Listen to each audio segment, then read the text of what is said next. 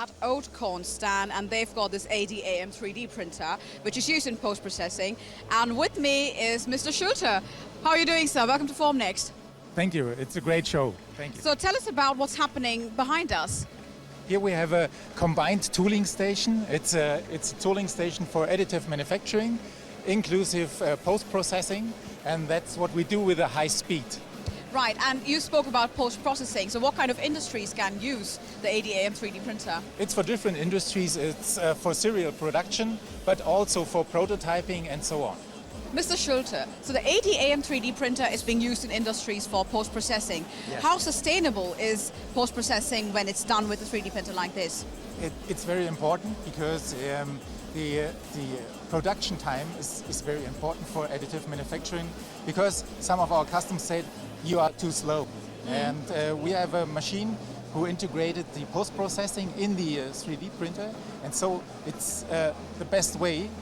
Because we must not disturb the process, we can continue, and the material flow is in a continuous flow.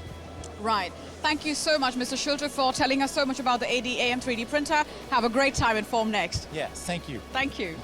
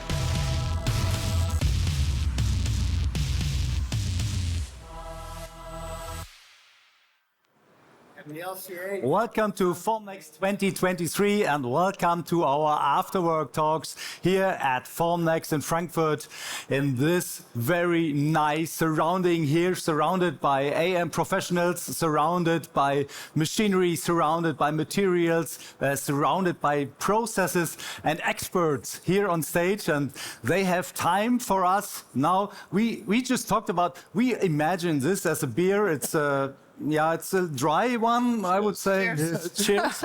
We want to have a talks after a long day. Time runs fast. It's already the second day. You can't believe it. You know, it makes click and time is over, and we have the afterwork talks right now. I'm so more happy to have you here. You are not sweating, nobody, so it was not so exciting that you are exhausted. We can have a little bit of talk here on stage, but not everybody knows you, so I will introduce our panel around. So we have Sherri Monroe. She's additive manufacturer, Green Tate Association, AMGTA. And I'm very happy to have you here because we had the topic of sustainability. Yeah. We dive into that a little bit. Yeah.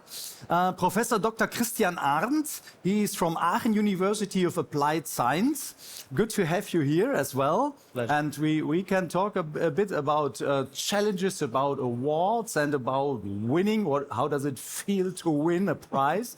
Yeah, we come to that later as well. And Francisco Fourcade. He's Electronics Technology Standards Manager with IPC Electronics Europe. And maybe we take a glimpse into tomorrow, what we will see tomorrow.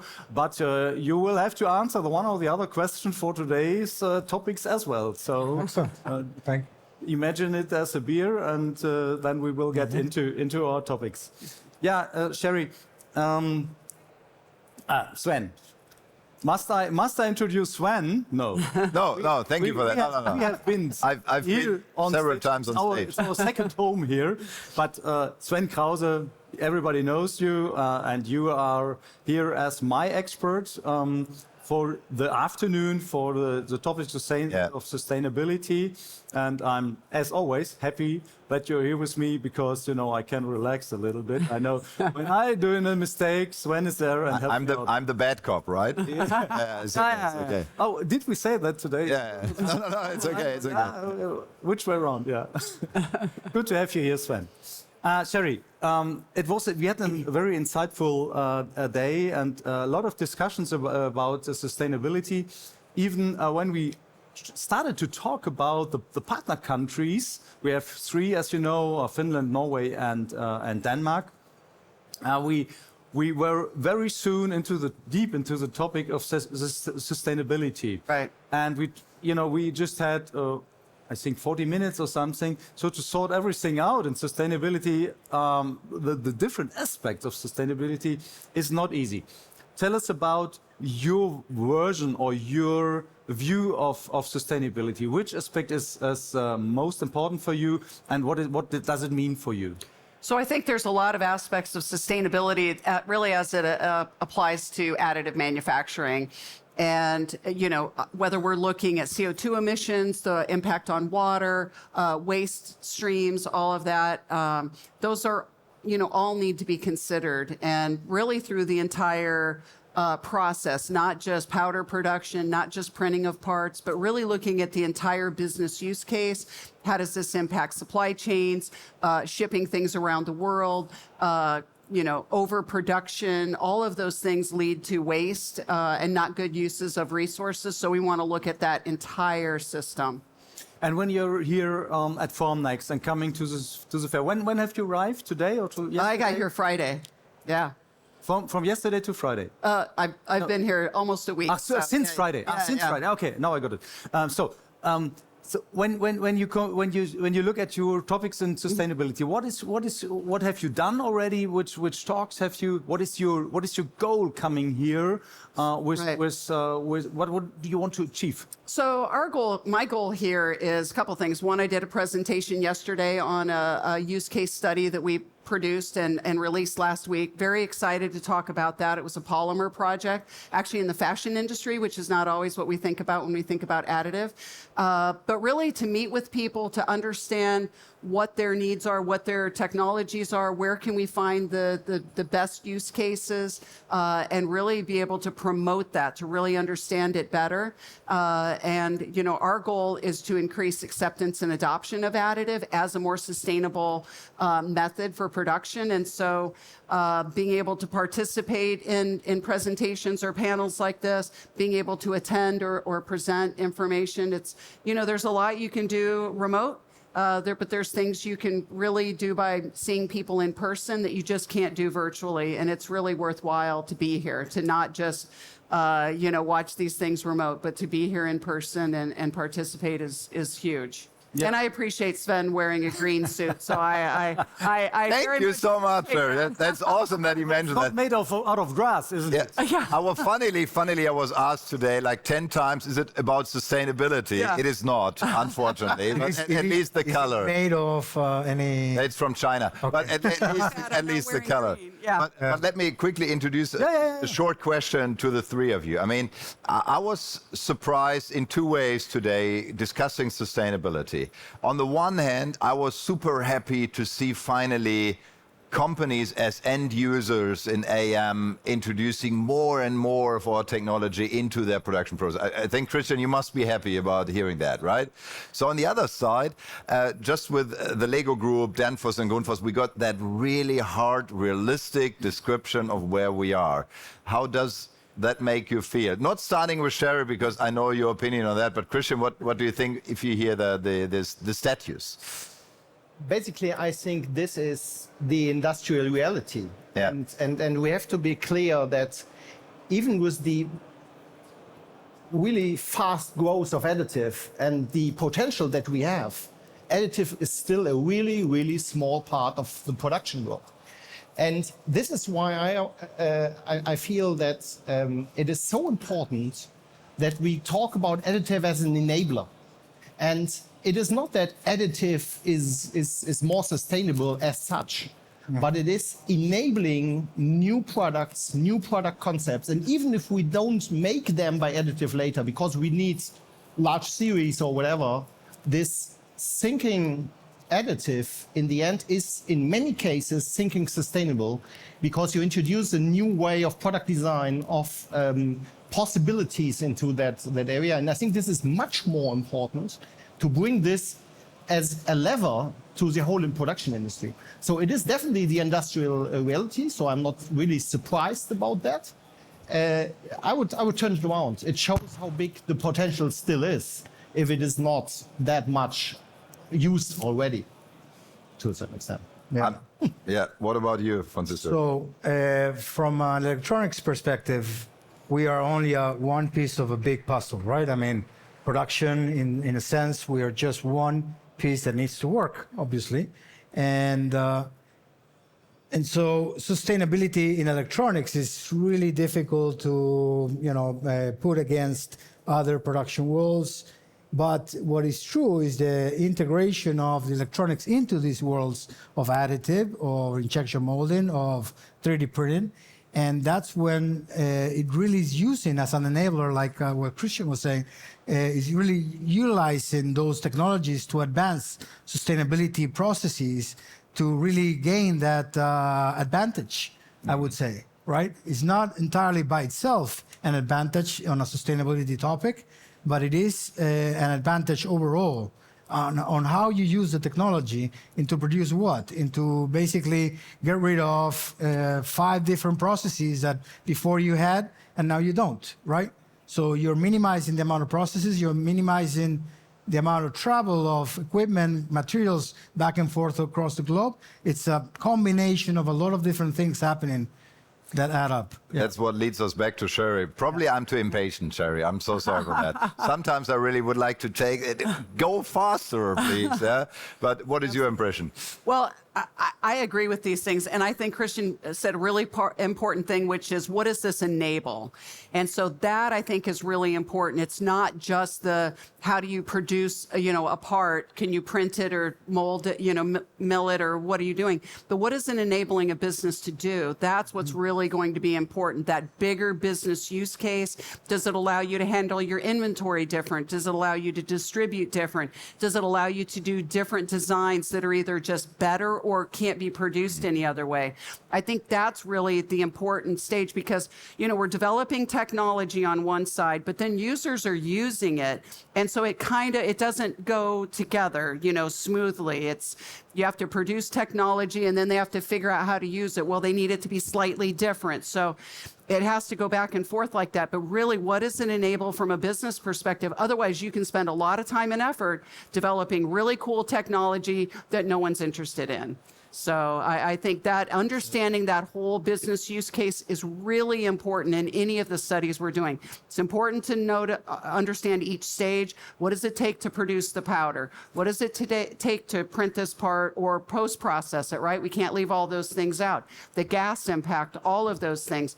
But what does it enable a business to do? To not have to carry all this inventory, to be able to produce something, get it closer to demand. And by closer, I don't necessarily mean geographically, although it might be that, but it might be just getting it closer in the decision tree, so that you don't have to, wonder, is the red one or the blue one going to be popular this year? You can move it closer and reduce overproduction, because as we all know, right, the most sustainable part is the one you don't produce. But how to measure it and how to avoid greenwashing? That's, I find a very...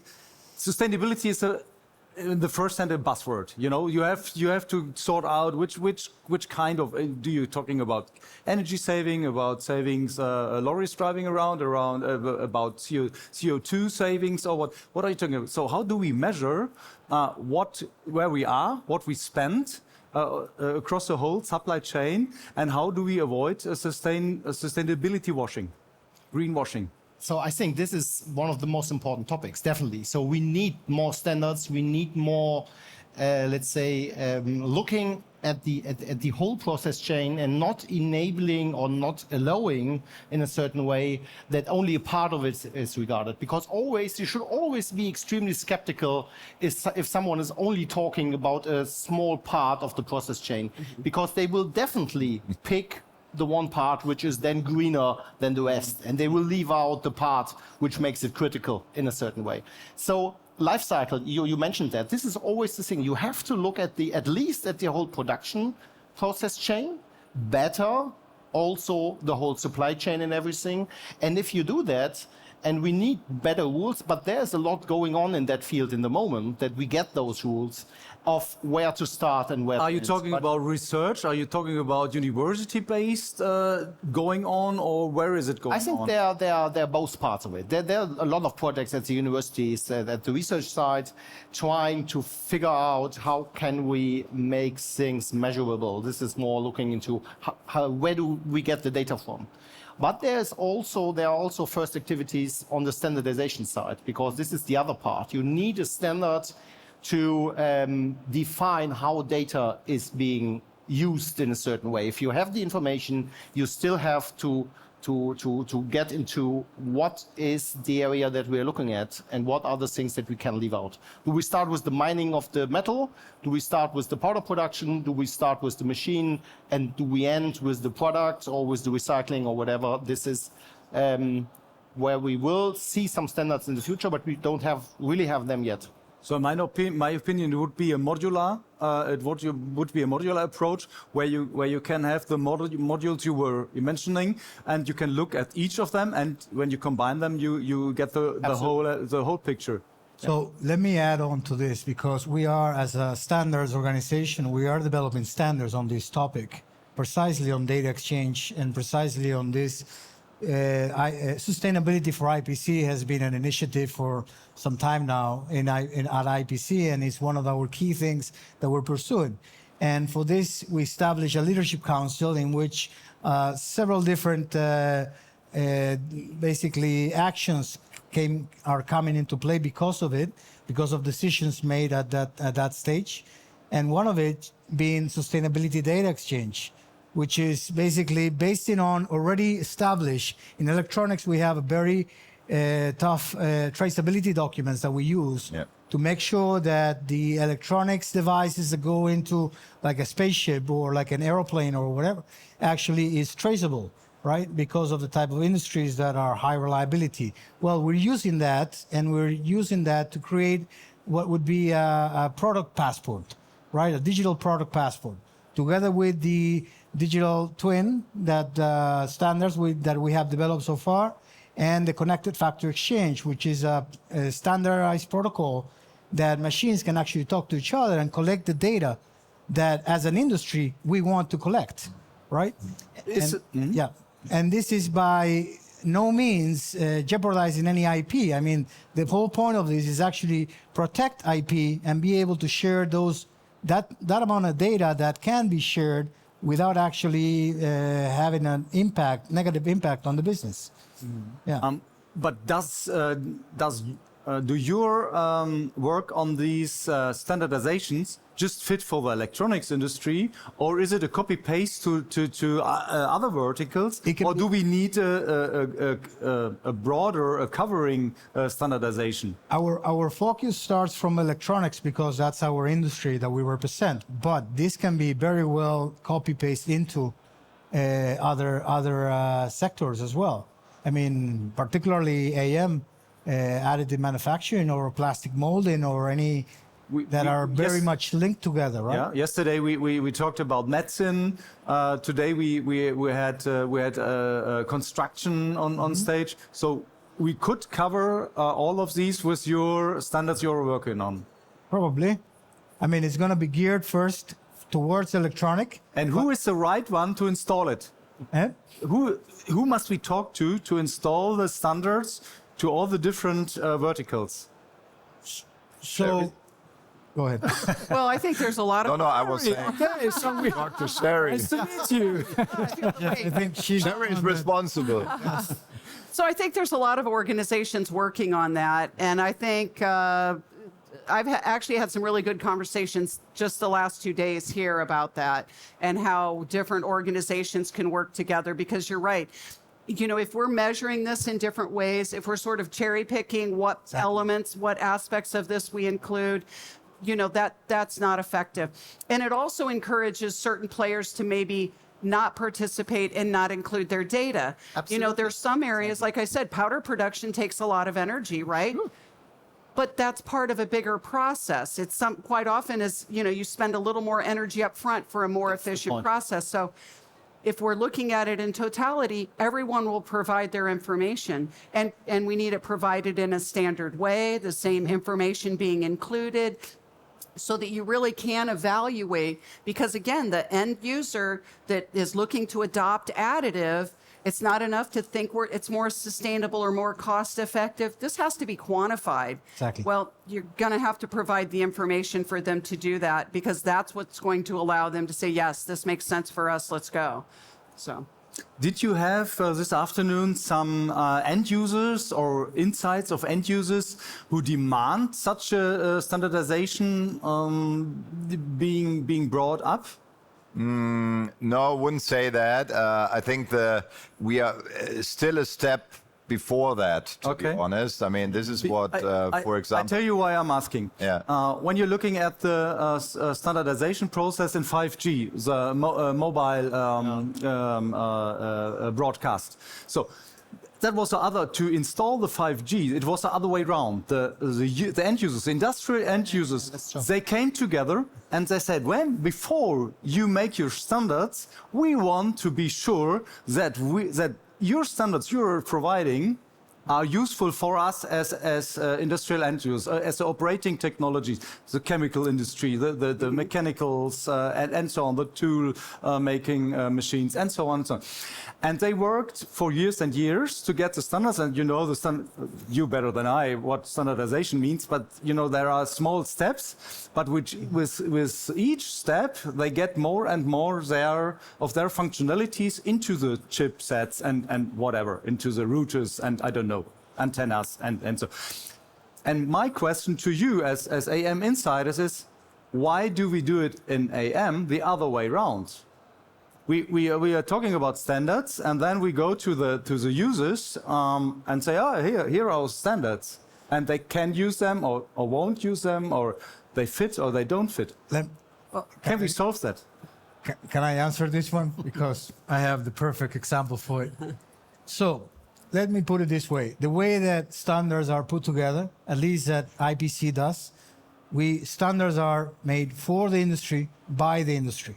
Meaning the standards are created by OEMs, EMSs, material suppliers that bring together their expertise into a single room and discuss everything that is needed for the industry.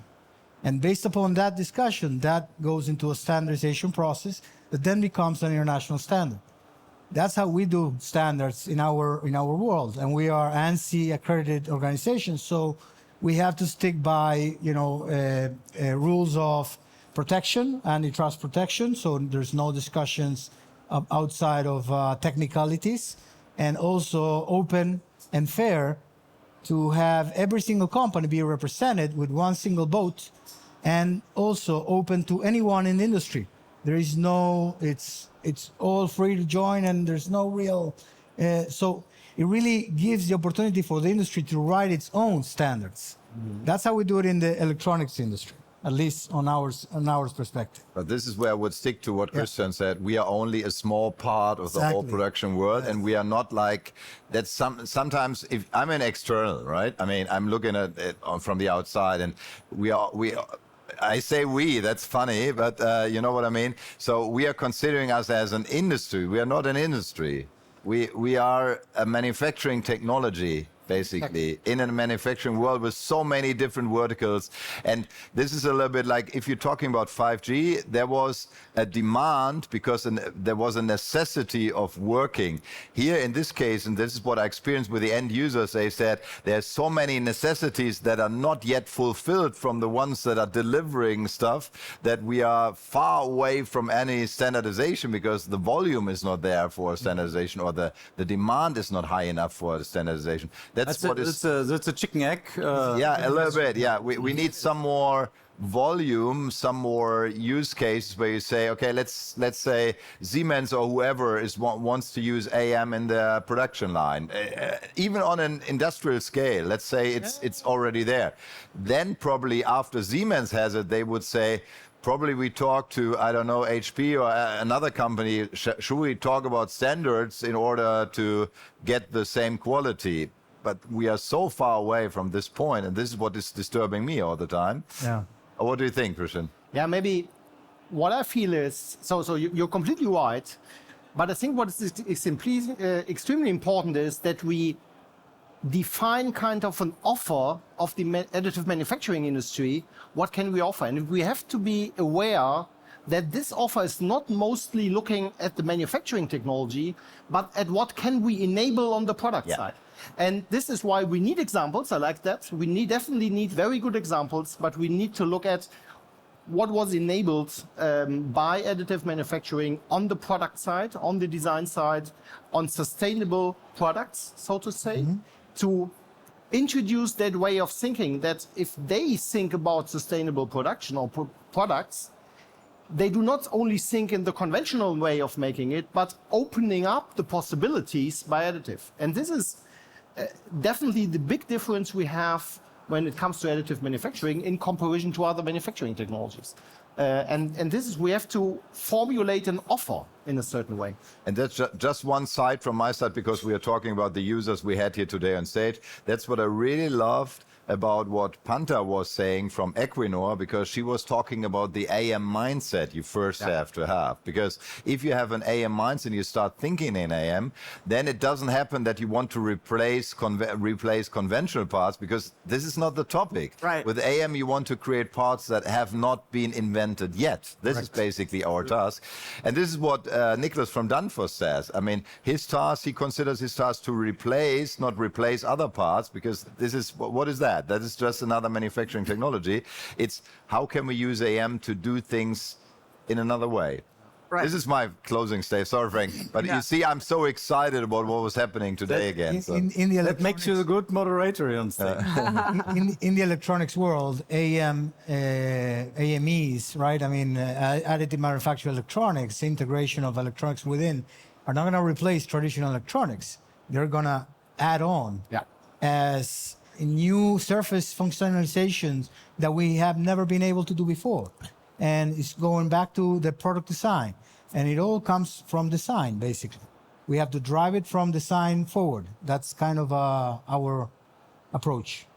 Absolutely. And I would also say, I always pull out my cell phone, you know, if we compared our iPhones to a landline, this doesn't make very good phone calls, you know, compared to a landline. But if that's how you're evaluating your iPhone, is based on how it makes phone calls, you are really missing the story. And additive is the same thing. If you're not looking at new designs, if you're not looking at part consolidation, if you're not looking at different materials and different capabilities, there's so much that it can do for an entire business, not just the production phase, but an entire business, that you really have to look at that. Otherwise, you're just using the completely wrong measure. So I think to your point, you know, for people who are really steeped in AM, they're not just looking at how do we produce the same part in a different way.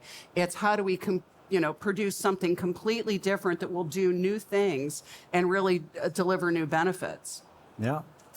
So let's leave the part of sustainability a bit. I want to widen the view. You are from the university and you have a scope of manufacturer. Did you meet some classical manufacturer here now stepping inside of the AM community? I know there are some, but do you saw more than last year? Yeah, definitely. So that has been growing a lot. So it is this kind of AM family, so you see many people that are strongly involved in AM, but I know a lot of people that are coming to Formnext in order to understand what's possible, how is this evolving, and that are really thinking of how can we integrate it into conventional manufacturing. And I'm a big friend of not talking the one or the other, but we have to combine it. We have to combine the strengths and find solutions, and this is more and more coming. I see that a lot, definitely. Formnext is not all about tough business. And there are a lot of fun aspects as well. And we brought some fun aspects to you and to you outside. Maybe we will have a short watch at a clip.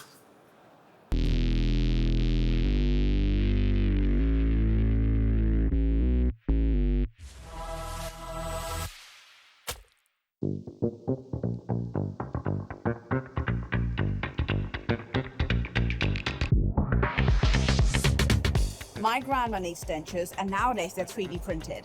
Well, I'm here at Rapid Shape, and there are so many medical applications around me. And Carsten's going to tell me, what are all these things?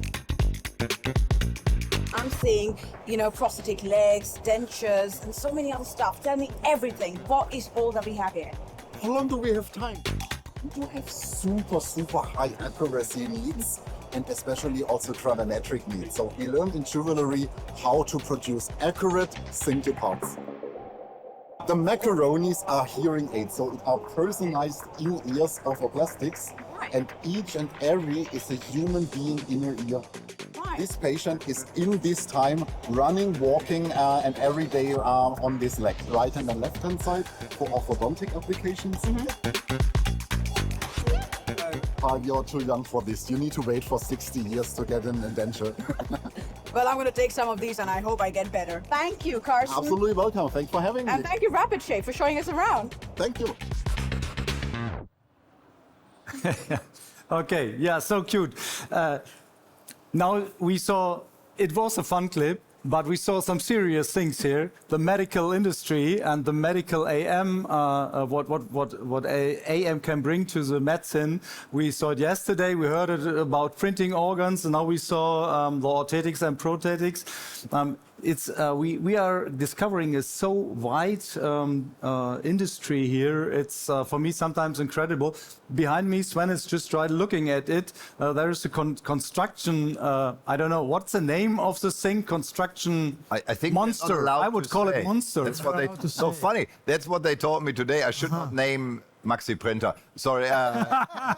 No, it's basically a concrete printer, and I love it because Kristian, I don't know whether you remember, like 2 or 3 years ago, we were talking about that as nearly impossible. Yeah. Now we have like more than 10 suppliers that are doing that, so it's amazing to see the progress here. Yeah. But overall, Formnext, honestly, I remember me last year's sometimes criticizing only seeing AM internals, but especially this year I have the impression there are so many industries, like you mentioned, Kristian, getting from the outside inside, and now we get this combination that we are hoping for, right? And this is really what I'm... Kristian, give us an insight. You are one of 6 members of the Startup Challenge jury, and we had some prizes yesterday.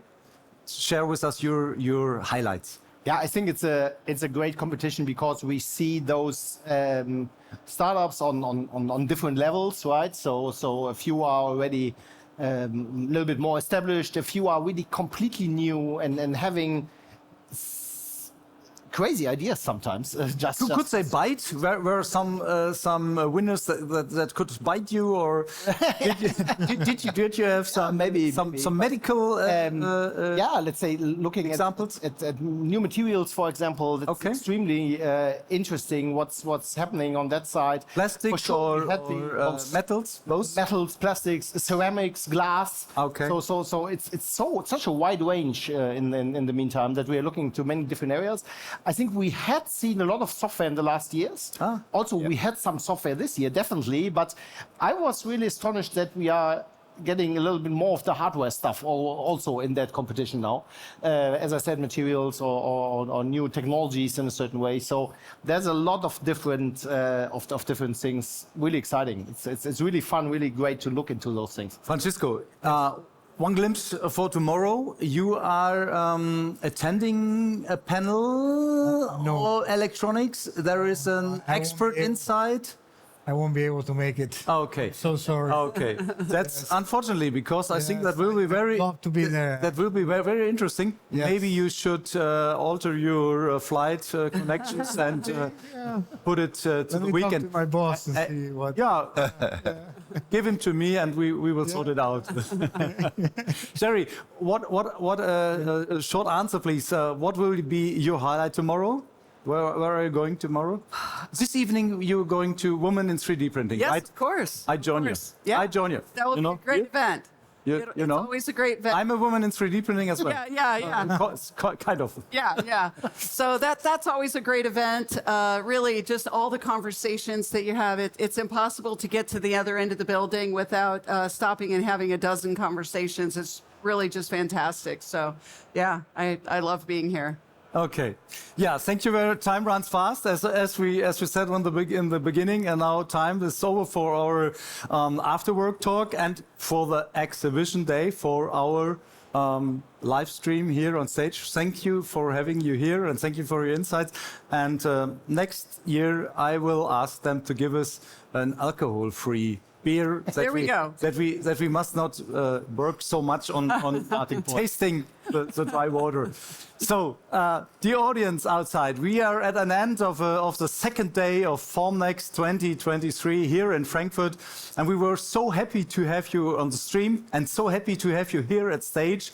And we wish you a good way home, a safe way home, and we wish you a nice evening. And we want to see you tomorrow again at 10 o'clock. Be with us again and stay tuned.